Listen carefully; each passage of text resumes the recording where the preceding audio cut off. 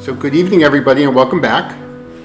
As is our practice, we dedicate to the zchut of our learning, to the safe return of our chatufim, our captives, also to the cholim and the pitzuim, those who have been wounded on the field of battle, to the safety of our chayalim, and really the safety of all achenu b'nei Israel, wherever they may find themselves all over the world, and for a complete and utter victory over modern-day Amalek.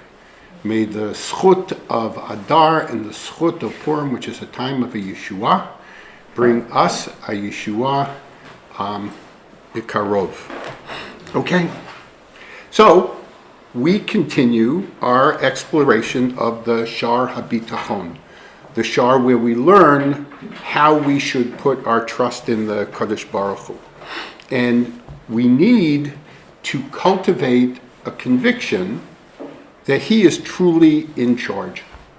And coming to that acceptance that whatever happens to us in this world is a result of the decisions that God has made and has made for us, and that these decisions ultimately are for our benefit, and we just have to understand the world that way, even though it might not seem it, right? We have to understand the Kadosh Baruch Hu will always provide for us and give us what we need, even if it isn't what we want, and even if it isn't what we understand that we need.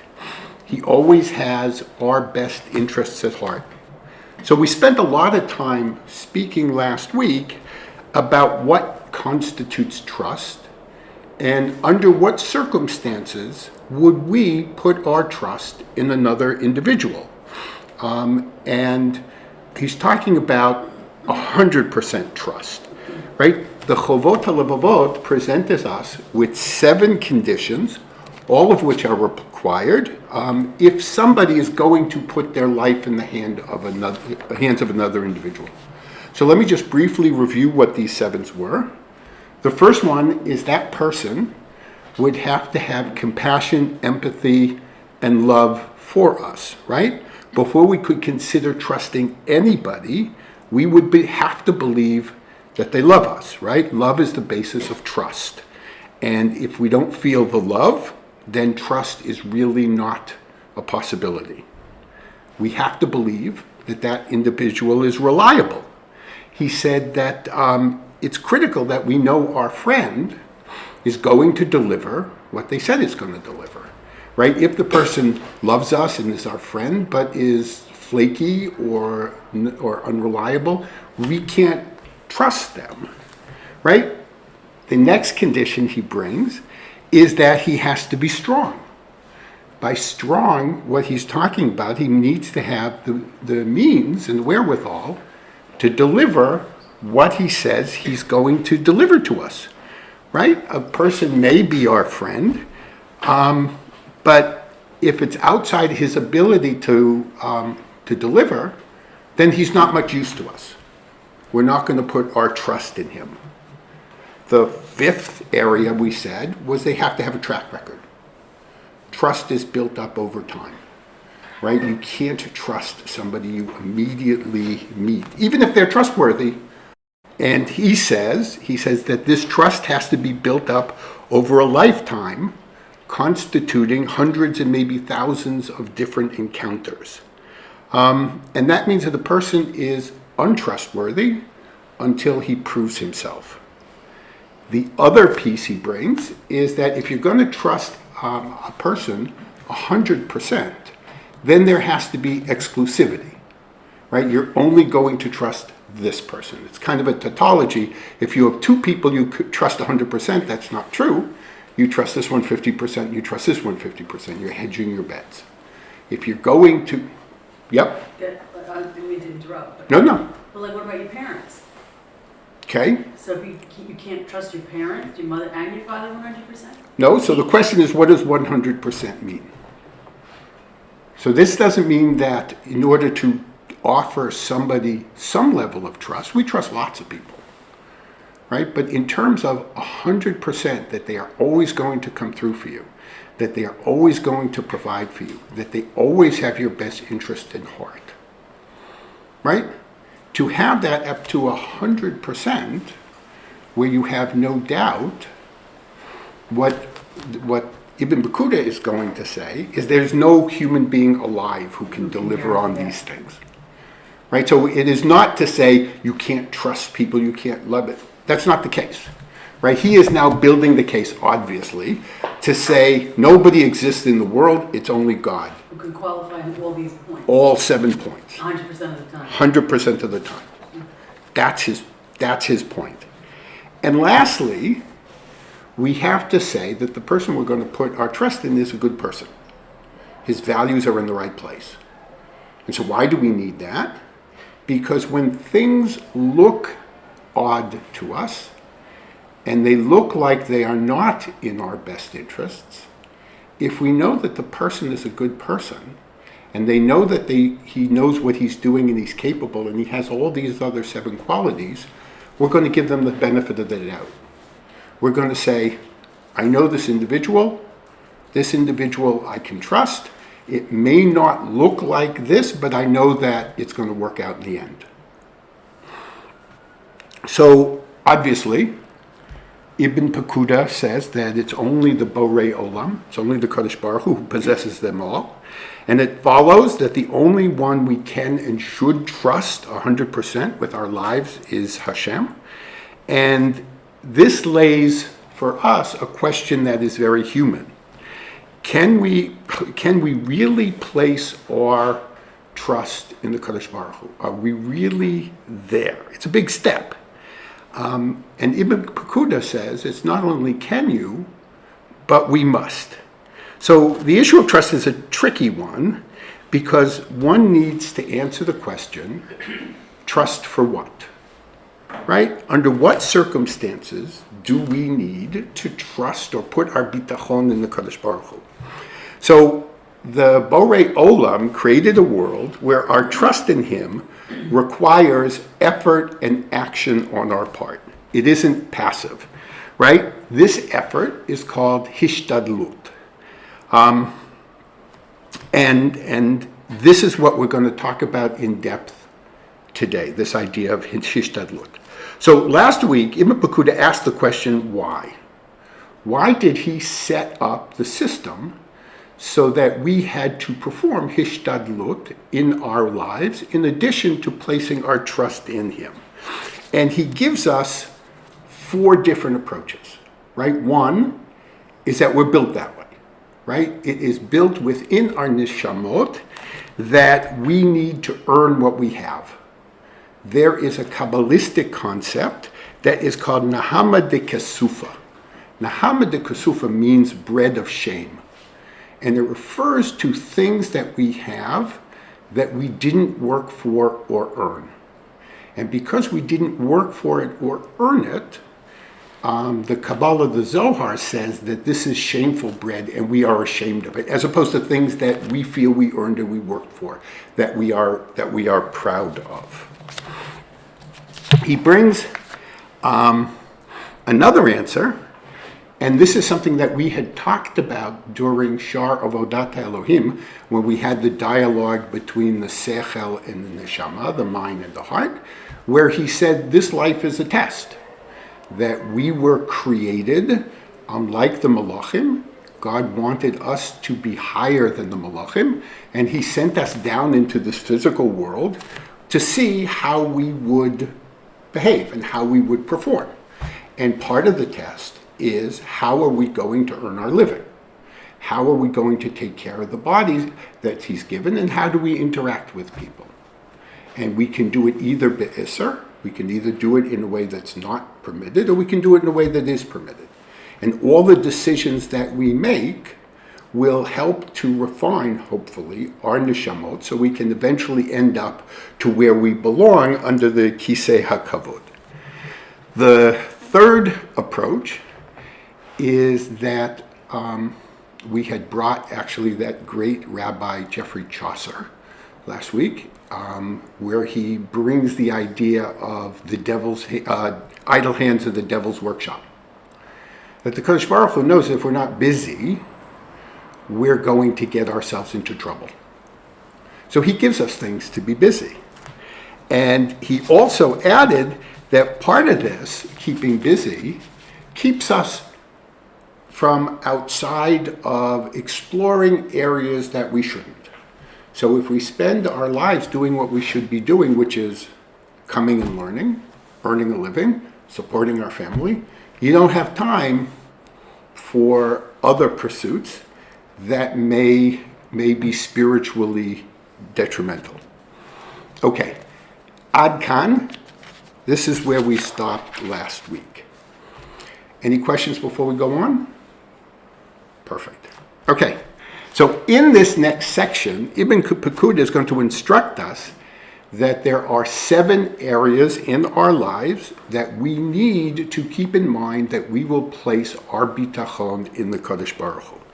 And for each of these, he is going to teach us how we should balance the bitachon, the trust in God, with our hishtadlut, with our own personal efforts. And today we are going to cover one of these areas, because he said earlier that having bitachon doesn't mean that we just sit with our arms folded and wait for the check to come in the mail. We can't just wait for the mun to fall. We need to do our part. We need to do our hishtadlut. But the truth is, how do we know where to draw the line, right? How much hishtadlut do we need to do, and how much do we leave up to the Kadosh Baruch Hu? And are there areas of our lives where we leave 100% to the Kadosh Baruch Hu, and others where we take 100% control? And if so, how do we know if we've done enough or if we've done too much? I mean, if you think about it, it's really confusing. So one thing that we know that the Gemara tells us, which is an idea of ein somchim al hanes. We do not rely on a miracle, right? We are not allowed to rely on miracles, or most of us can't rely on miracles in any event, right? There are exceptions, but they are few and far between. There is a wonderful number of stories about this Tana, Rabbi Chanina ben Dosa, who was known to do miracles, and he was known to be a favorite of the Kadosh Baruch Hu.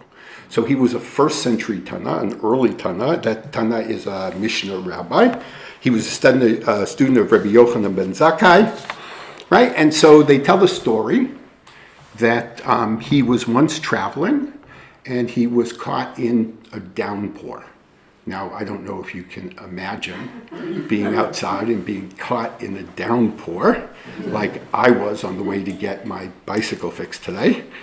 And he davened to the Kadosh Baruch Hu and he said, Master of the universe, the whole world is in a state of happiness because there is much needed rain, while Chanina alone is in distress because he was getting drenched.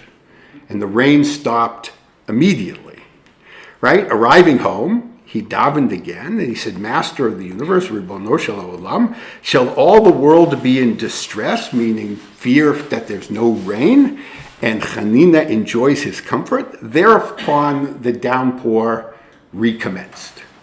Okay? There's another Chanina ben Dosa story, and I'm going to bring another one later on, about his being able to rely on the Kadosh Baruch Hu for miracles. This is also in Masechet Tanit, and it's source 1. So it says, Chad by Shimshei Chazia lebarte dehavot de atziva. He comes home Erev Shabbos, and he sees his daughter is very upset. So I'll just tell the story outside. So he asked the daughter, he said, why are you upset? He said, I went to the shuk, and I wanted to buy oil, and I didn't buy oil, I bought vinegar. Now she bought oil for the Shabbos licht. And Rabbi Chanina ben Dosa said, I don't understand. The one who makes the oil burn is the same one who can make vinegar burn. Just burn the vinegar. So she lights the vinegar, and it stays lit all of Shabbat. Now, Chevra, I am sorry to report that we are not Chanina ben Dosa. or at least I'm not Chanina Bedosa. We can't rely on the Kadosh Baruch Hu to do miracles for us, especially on demand. So for us, what do we do? But let's not get ahead of ourselves. We will get to it. Okay. So Ibn Bakuda starts off by saying that each individual has 7 areas in their lives which needs to have 100% bitachon and trust in the Kadosh Baruch Hu. And these are the things that have to do with us, physically, emotionally, things that are close to home. So for example, we need to put our faith and trust into the Kadosh Baruch Hu for our physical well-being, right? And for our safety, as well as things that pertain to the next world, but pertain to us. He says that at the end of the day, there are these 7 areas. The first 3 pertain to Olam Hazeh, and the final 4 pertain to Olam Haba. So here they are. Things that we physically need for our well-being, things we need to make a living, including the accumulation of assets. I'll explain the difference when we get there. Things we need to sustain those around us, to support our spouses, our children, our friends, our family, our inner and outer circle, if you will. Obligations of the heart, those are the mitzvahs of the heart, and the mitzvahs performed with the limbs of the person that benefit or cause harm solely to the person himself, meaning if I do an avera that only hurts me, or if I do a mitzvah that only helps me. Obligations performed with the limbs of the person that benefit or harm other people, things that I do to help others, giving tzedakah, withholding tzedakah, the reward in the world to come that is commensurate with the person's actions in this world. These are things we earn, and there are other things that we need to have bitachon in the Kadosh Baruch Hu, that is reward that we will get in the world to come, that is based on a chesed from the Kadosh Baruch Hu, because he loves us, even though we might not have earned them. So like I said, we're going to get to number 1 and a little bit of number 2, and we will address the next 6 next week. Im Yirtzeh Hashem. Okay. So I've been thinking about this a lot in terms of how to describe this and how we can grasp the idea.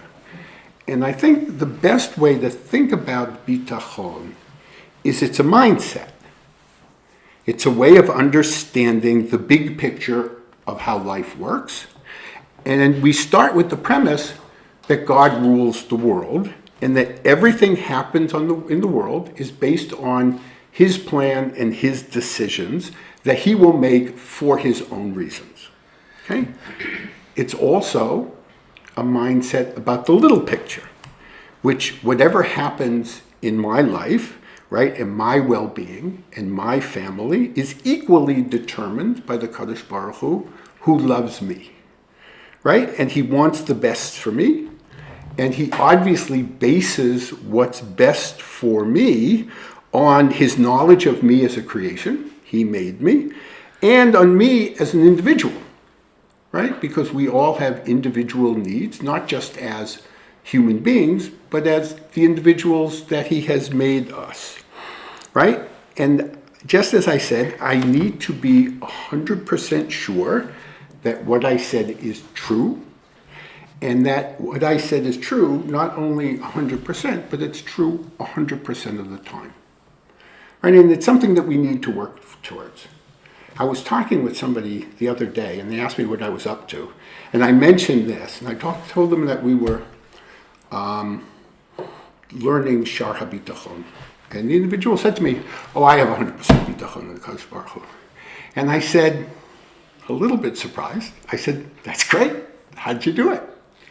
Right? Because all of us are kind of, at least I am struggling to get to that point. Okay. So if God is the source of everything, we need to acknowledge that and its ramifications.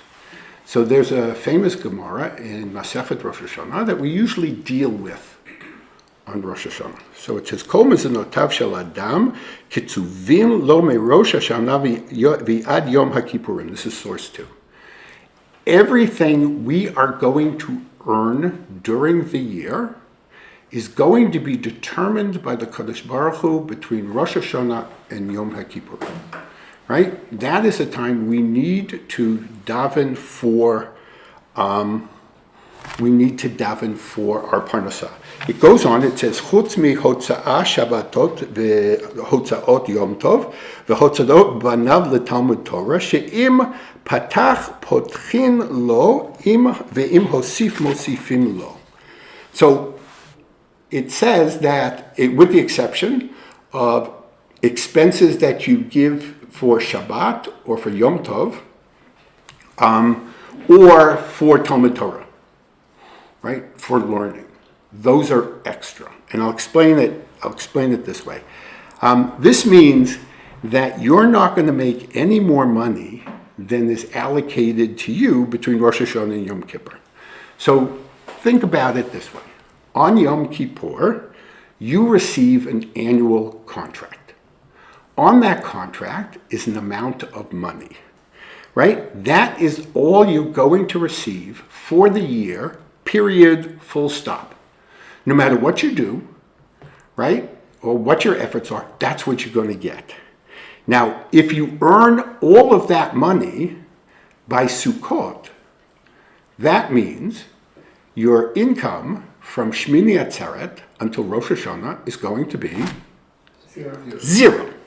Okay? And if that happens, you need to say to yourself, I guess this is it. This is what was in the contract. Now, as I said, there is a clause in the annual contract for certain reimbursable expenses. You get reimbursed for money that you spend lichvod Shabbos, when you buy for inviting guests or new tablecloths or Neirot Chanukah, and for Yontif, and for anything you spend on Torah education, right? You fill out the form, you hand it into HR, they go over it, and they will pay you penny for penny for what you get. Those are reimbursable expenses. The way the Chovot HaLevavot puts it is as follows. Regarding each of these matters, the proper manner in which a person is to rely on God is to give himself over regarding all of these matters to the predetermined ways in which the Creator has decided to conduct himself with him. He should rely on God, may he be blessed, and recognize that none of these matters come into being unless it has been predetermined by God, and that they are proper for him, both in this world and the world to come, and that all will ultimately be for the best. He should also realize that God conducts himself equally regarding all those matters, so that no other being's advice or behaviors can help him, unless it is with God's permission and according to his decree and judgment, meaning that other people are not going to give you hot tips to the stock market for you to earn things that the Kadosh Baruch Hu hasn't already predetermined for you to earn. Just as a person understands that no being has power over his life or death, his illness or health, so too no being has any control over his livelihood, in his other needs, his clothing, and other matters pertaining to the body. This is the mindset and the conviction we need to truly have bitachon in the Kadosh Baruch Hu. Right? Question? Sure. Isn't tzedakah reimbursable? Not according to this mitzvah, this Mishnah. Now, there is, great question, there is it says aser to aser, right? You should give meiser, which means you should give tzedakah. And the way the rabbis understand it is aser kidei she'ta'asher. You should give money so that you can become rich. Right? That if you give tzedakah, the Kadosh Baruch Hu gives it back to you. So you will see that we probably could add that to the list, but doesn't happen to be part of this particular Mishnah.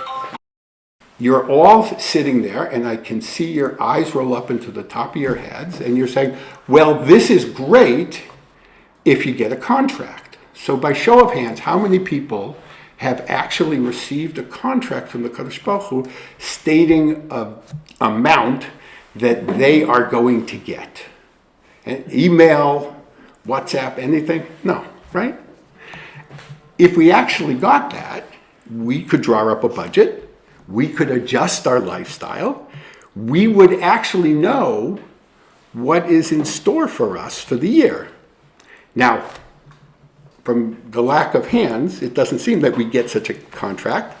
So the question we have to ask ourselves is, how are we supposed to know how much money is in that contract? How do we know when we reached our limit or not, right? Obviously, right? One way is to wait until you get to Rosh Hashanah, the following Rosh Hashanah, and then add up how much money you made, and deduct the expenses for learning and Shabbos and Yom Tov and tzedakah, and then you can say, oh, I guess this is what I earned this year. It would be a divine or heavenly W-2 form.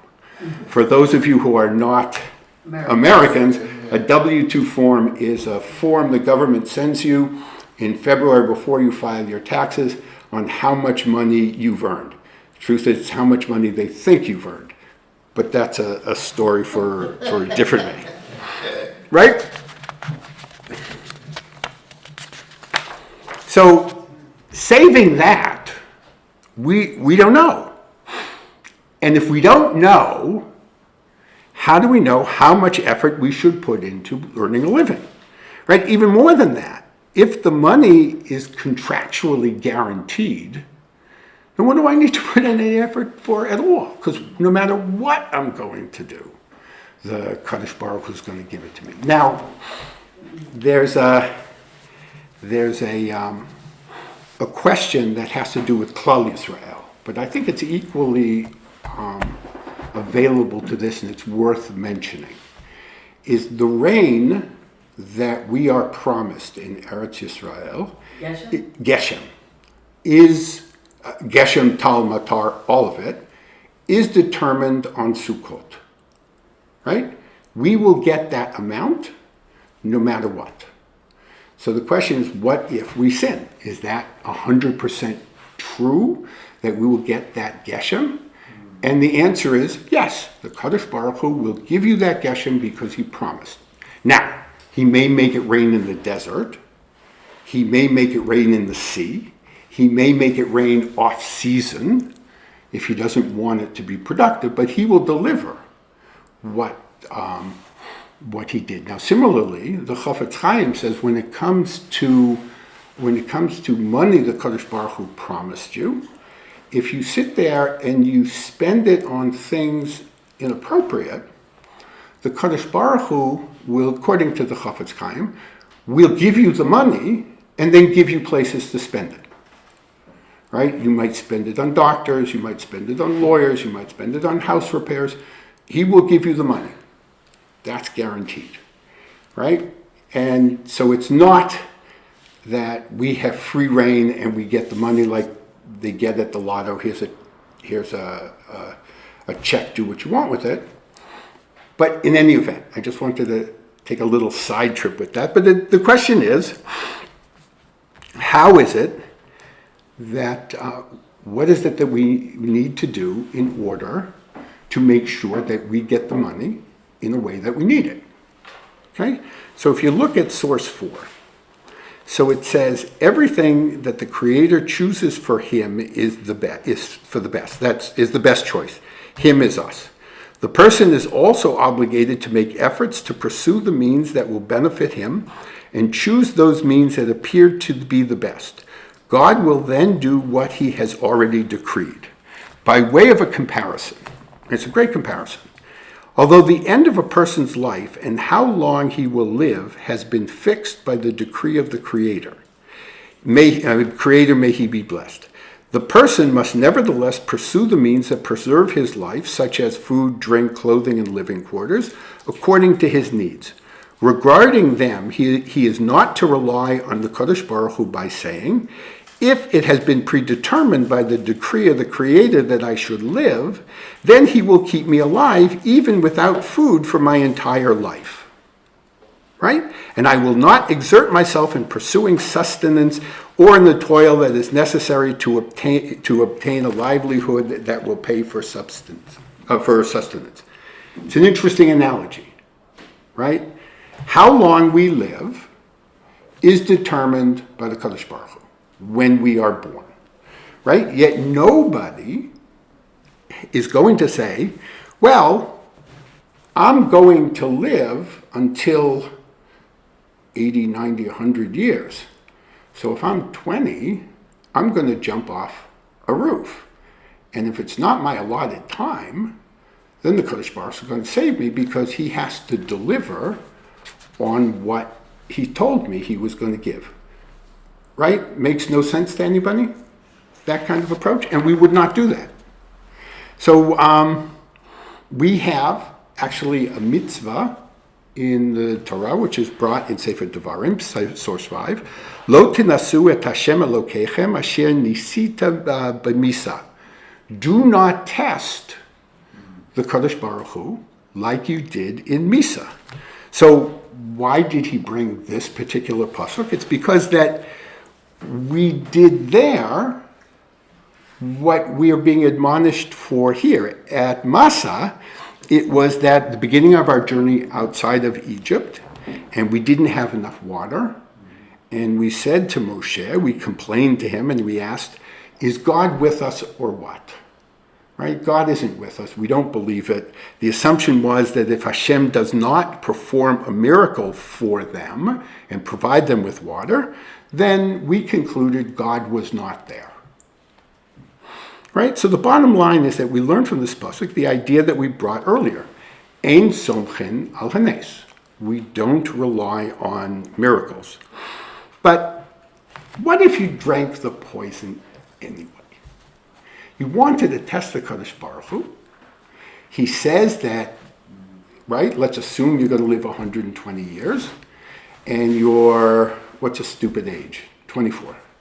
And you take the poison and you say, I'm going to prove that God will save me.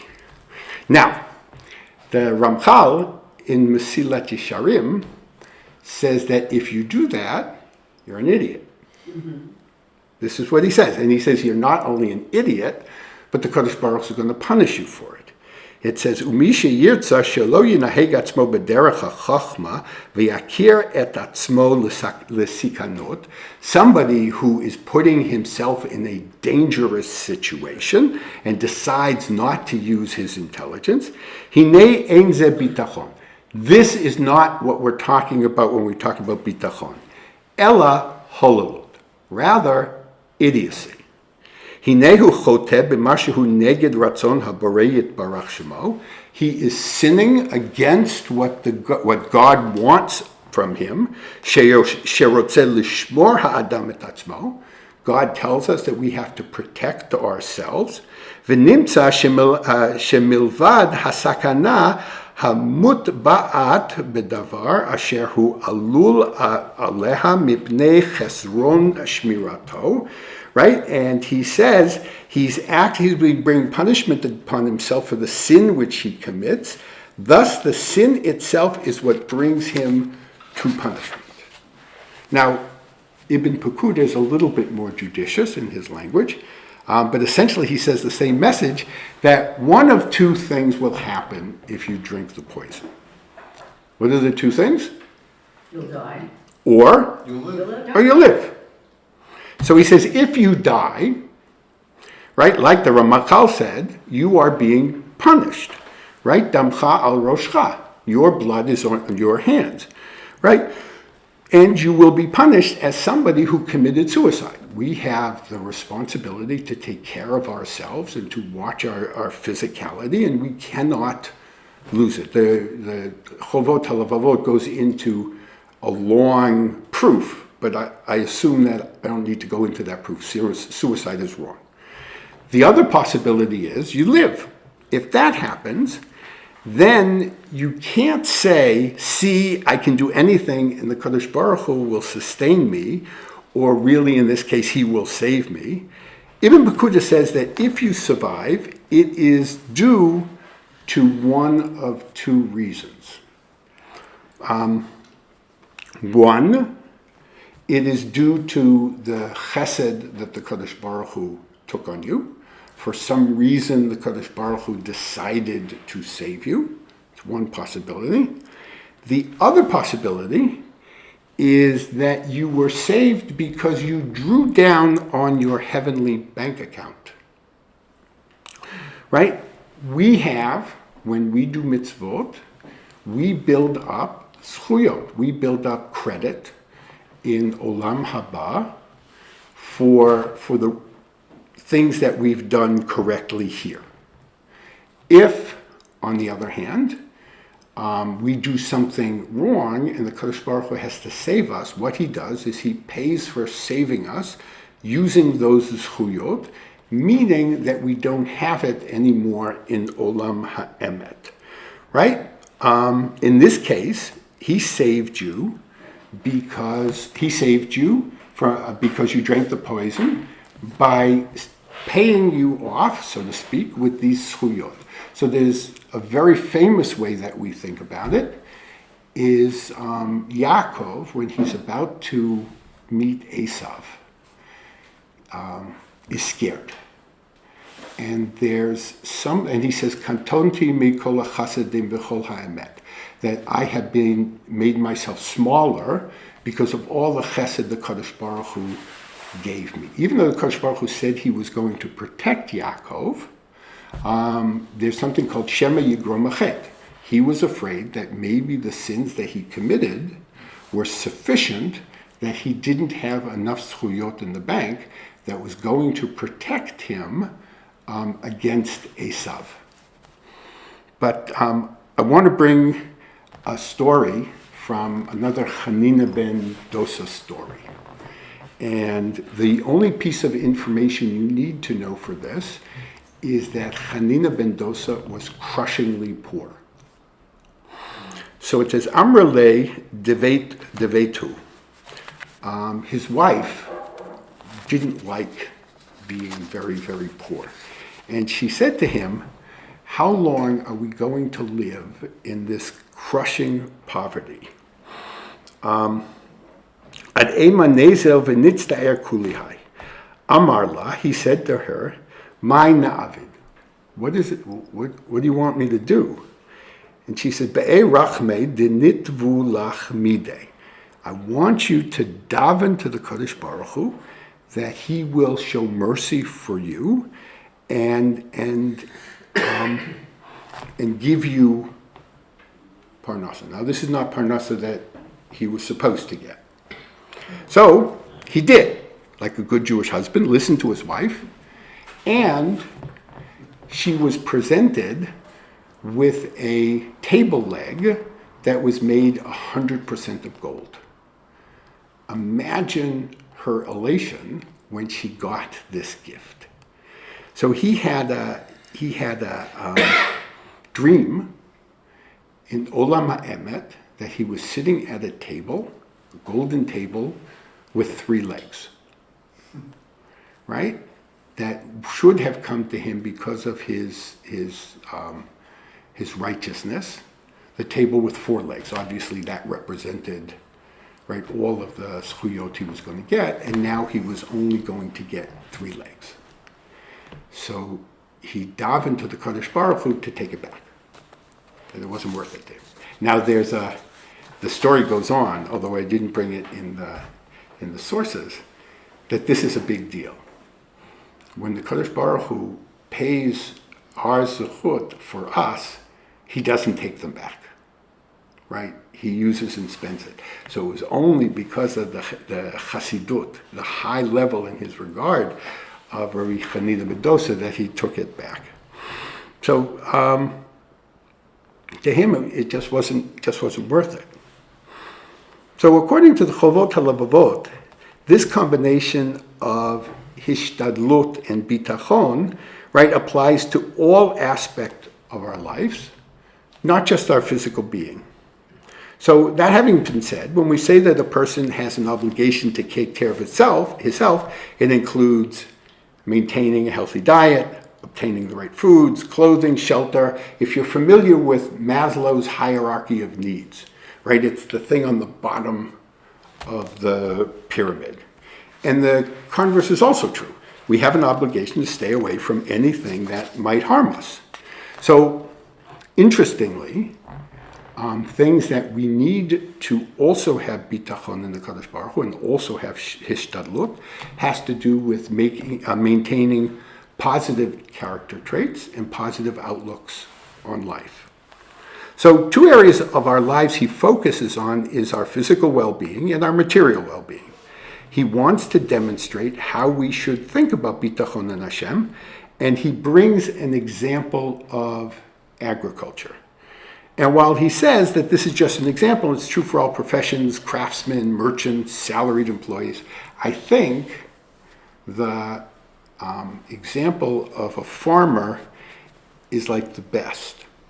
So if you look at source 8, he says, for example, a landowner must plow his land, clean it from thorns, sow it, and irrigate it if water becomes available to him. At the same time, he must rely on the Creator, may he be blessed, to bring forth the produce from the ground, protect it from disasters, to make the produce plentiful, and that it is blessed by the Creator. He must not forsake the land without working it or sowing it, relying on the decree of the Creator that the land will sprout forth vegetation without his previously sowing it. Now, I'm not a farmer. I don't know if that's giving away a big secret. But I know that farmers work from can to can, right? It's a Midwestern American expression that means from first light, when you just can see, until when the sun is gone till you can no longer see. We would say from dawn to dusk. And he works hard, right? And he works hard even today with all the machinery available to him. Being a farmer is a hard life, right? He plows, he sows, he reaps. He also knows that there are things for his success that he has no control over, right? He can't bring the rain, right? He doesn't really make the seeds sprout, right? He puts them in the ground and he waters them, but he has no control over whether they sprout, right? And most of the things that he needs to be successful are completely and 100% outside of his control. While we on the outside might see that this is just a man battling nature, if you ask a farmer, the farmer understands that he's not battling nature, right? And it's really the Kadosh Baruch Hu who provides for him along with his efforts, right? He sees the hand of God in everything he does, and that's how we have to see the world, like the farmer, right? In essence, the natural order is nothing but a constant miracle for us, right? The way I look at it is think about a well, right? If you want the water, you need to dig the well, right? You need to get a bucket and figure out how to pull it up, right? My efforts just provide the method of getting the water to me, right? The one who's giving me the water is ultimately the Kadosh Baruch Hu. Now, I can only speak for myself, but when I look back on what we jokingly call my career, right, it's clear that my efforts alone can't explain, right, my successes or failures. Ultimately, I did what I did, but it's clear if you think about it that it's the Borei Olam who's pulling up the strings, who's pulling the strings from above. So here too, in our lives, in our material lives, we can either be successful or not successful. Right? And each one of these challenges our bitachon in the Kadosh Baruch Hu. Right? So if we are successful, right, then first and foremost, we have to thank the Kadosh Baruch Hu for providing us, for giving us everything that we have. And we have to understand not to ascribe too much credit to our efforts or even our choice of profession. Right? Interestingly enough, Ibn Bakuda says we shouldn't obsess over our professions or pay too much attention to him. So I read this as being a workaholic, thinking you're going to earn more money than the Kadosh Baruch Hu wants you to have, because he says, for by doing so, his trust in the Kadosh Baruch Hu will be weakened. We begin to believe that this is the method of how God provides for us, and what is more important, that he is the provider. Now, there's a Gemara in Masechet Kiddushin, if I'm not mistaken, and they ask the question. There they're talking about you have to teach your child a profession. So they say, what is a good profession that you should teach your child so that he will be successful? So any guess in terms of what the Gemara says? Swimming. Swimming? Okay, you could be Mark Spitz, I guess. Anybody else? Gemara says, I have no idea. Because you have doctors who are successful and you have doctors who are not successful. You have farmers who are successful, you have farmers who are not successful. There's nothing inherent in the profession, right? There's nothing inherent really in the individual. What's inherent is if it's the right profession for you, and the Kadosh Baruch Hu wants you to have a successful career. Now, he goes on to say that we have to understand that even though we have people who help us along in our careers and in our businesses, these people are shluchim of the Kadosh Baruch Hu. They are messengers. Now, we have an obligation. So let me read what he says. It says, one of the pious said, he doesn't say who he's quoting, I am even more amazed that the person who receives his sustenance through another person, who was forced to give it to him, and then he humbles himself in front of him, compliments him, and praises him.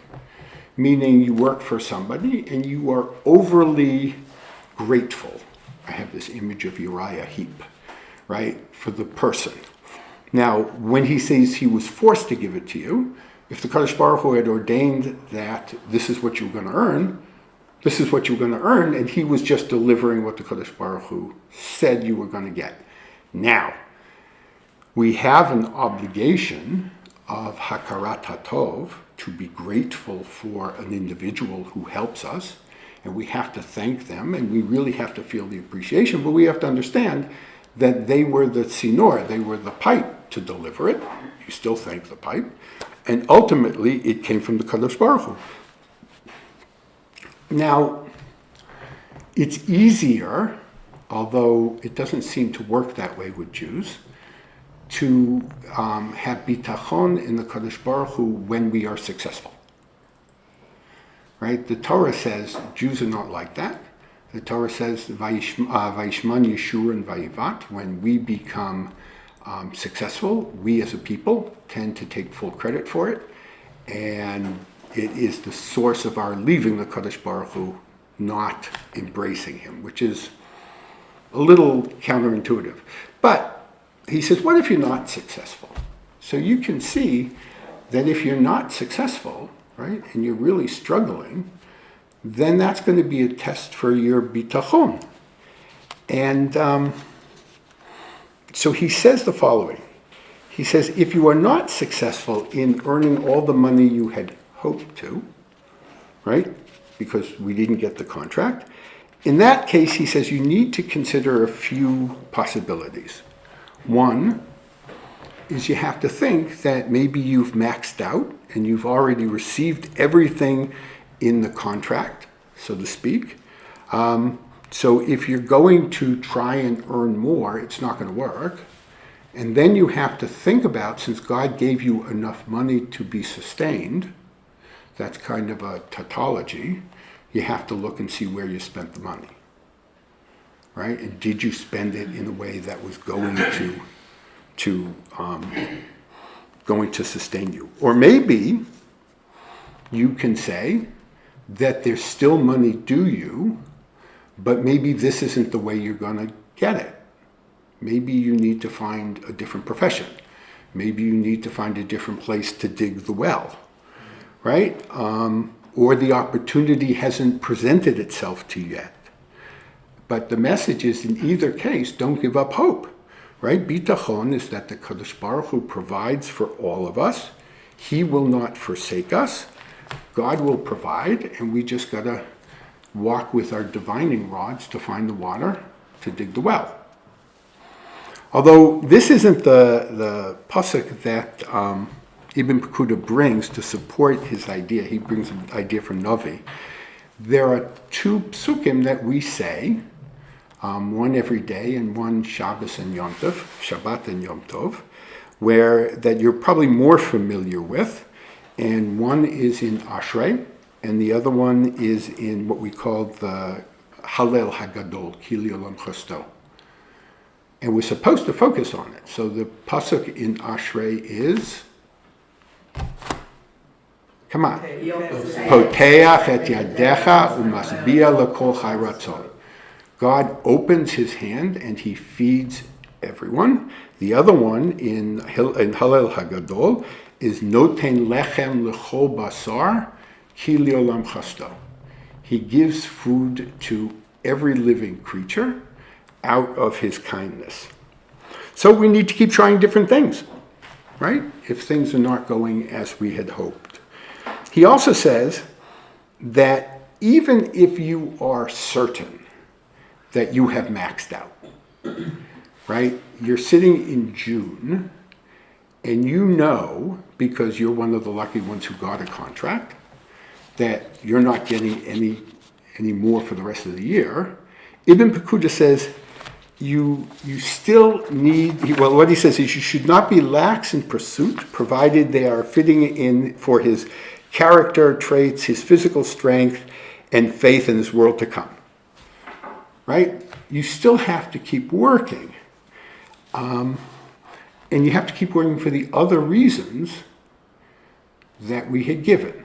Right? One is because it's good for us to work. That's the idle hands of the devil workshop. It keeps our hands busy, keeps us out of trouble, keeps us from thinking things that we shouldn't. And it's also that it is a test to refine ourselves for Olam HaEmet. And he says, while this is a general principle that applies to earning a living, he says you should make the same case regarding health and illness. Here, too, we have a responsibility of due diligence to pursue every avenue that the Kadosh Baruch Hu has made available to man for healing, right? Be it natural remedies or Western or Eastern medicine, right? He says all methods that people customarily use to cure diseases, right? This is in the 11th century.